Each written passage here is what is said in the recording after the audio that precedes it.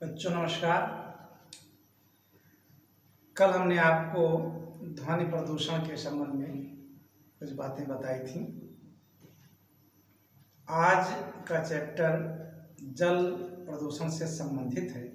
यद्यपि जल प्रदूषण के संबंध में आपको पढ़ाया जा चुका है, लेकिन ये विशेष परियोजना है जो अपने देश के माननीय प्रधानमंत्री जी द्वारा चलाई गई 2014 में।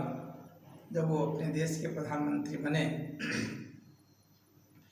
तो उन्होंने देखा कि गंगा को स्वच्छ करने में बहुत पैसा बर्बाद हुआ, लेकिन कोई विशेष अच्छा परिणाम नहीं दिखाई पड़ा। इसलिए उसके स्वच्छता के हेतु एक विशेष परियोजना का प्रारंभ किया और विशेष लागत उसको दी गई ताकि गंगा स्वच्छ हो सके। इस परियोजना का नाम नमामि गंगे परियोजना है। तो आज हम लोग नमामि गंगे परियोजना के संबंध में कुछ जानेंगे। इसका दूसरा नाम एकीकृत गंगा संरक्षण मिशन भी है। इसको स्वच्छ गंगा परियोजना के नाम से भी जाना जाता है। तो इस परियोजना के जो मुख्य बिंदु हैं, उन बिंदुओं में सबसे पहला बिंदु है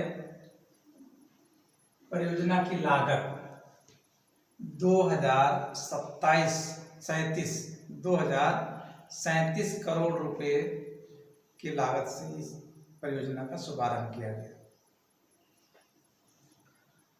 परियोजना में शामिल मंत्रालय केंद्रीय जल संसाधन मंत्रालय इस परियोजना की देखरेख कर रहा है।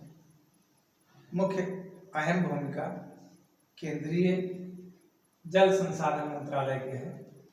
नदी विकास और गंगा कायाकल्प के नाम से ये योजना को आगे बढ़ाया जा रहा है। परियोजना का उद्देश्य, जैसा कि हमने आपको बताया, गंगा नदी की स्वच्छता, सफाई, और इसका प्रारंभ जुलाई 2014 से किया गया था। इस परियोजना की अवधि 18 वर्ष है, क्योंकि बहुत बड़ी परियोजना है। गंगा अनेक क्षेत्रों से होकर गुजरती है।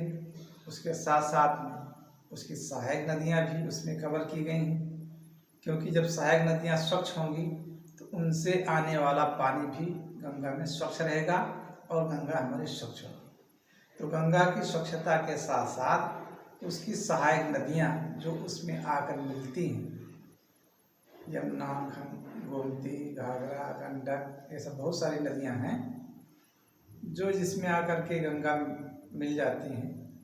इनको भी स्वच्छ करने की परियोजना इसमें शामिल की गई है।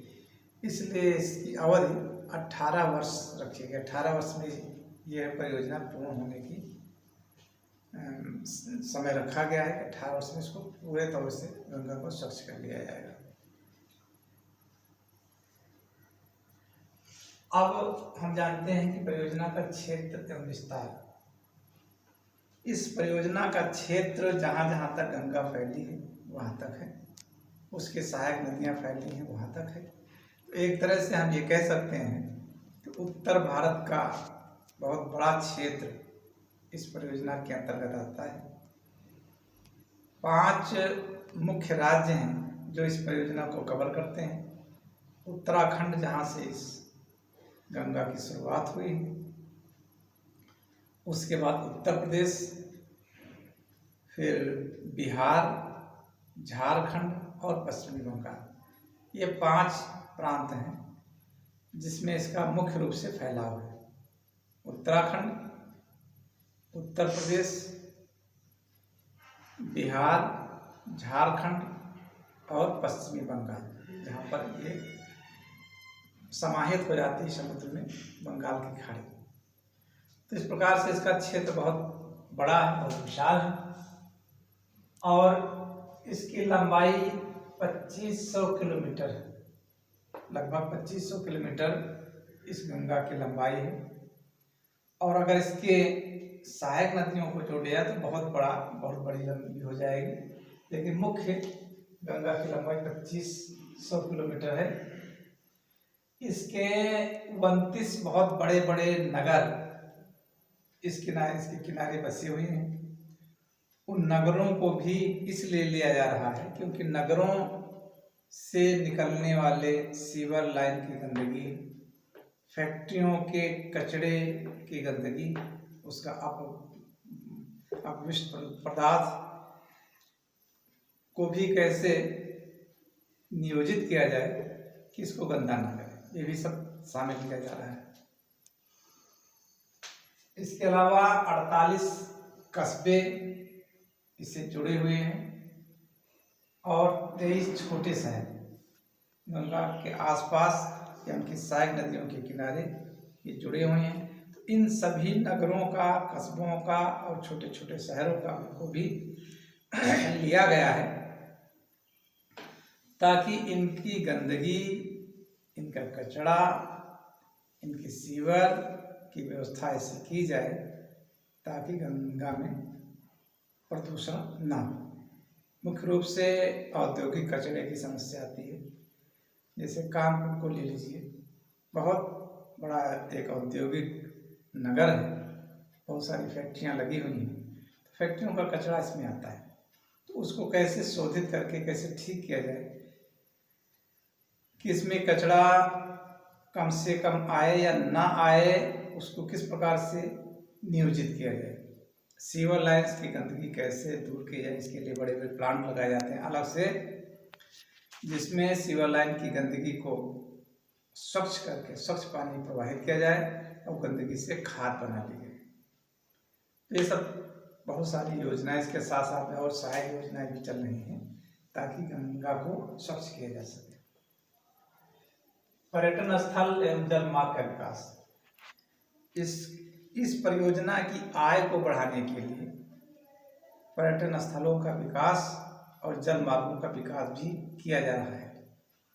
स्थलीय स्थान पे बिहार में उत्तर प्रदेश से बंगाल तक इसमें जल परिवहन संचालित हो सके, जिससे कुछ आमदनी हो परियोजना, और स्थान स्थान पर पर्यटन स्थल बनाए जाएं जहाँ पर लोग पर्यटक आएंगे तो उनसे भी आमदनी होगी।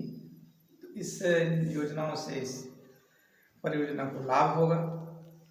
तो इस प्रकार से आज हमने माननीय नरेंद्र मोदी जी की एक प्रमुख परियोजना नमामि गंगे के बारे में जाना।